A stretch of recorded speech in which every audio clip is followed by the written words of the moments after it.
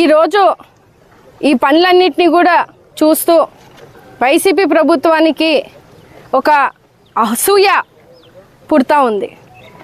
అది జీర్ణించుకోలేక అసత్య ప్రచారాలు ఏవైతే చేస్తూ ఉన్నారో దాంతోపాటు ఇక్కడ పనులు జరగట్లేదో ఇంకా ఏవేవో కారణాల వల్ల ఈరోజు విమర్శలు చేస్తున్నటువంటి వాళ్ళకి తెలియజేస్తూ ఉన్నాం.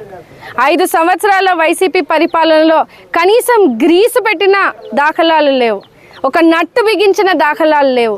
ఈరోజు మనం చూసుకుంటే ప్రత్యక్షంగా మీ కళ్ళారా చూసారు ఈరోజు ఎంత మంచి పనులు చేస్తూ ఉన్నామో. వాళ్ళందరికీ కూడా ఒక బుద్ధి చెప్తా ఉన్నాము.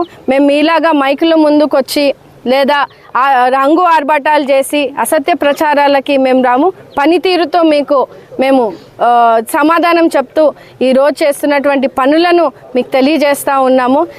వైసీపీ ప్రభుత్వానికి మాట్లాడే నైతిక అర్హత కూడా లేదని కూడా ఈ సందర్భంగా తెలియజేస్తూ ఉన్నాను.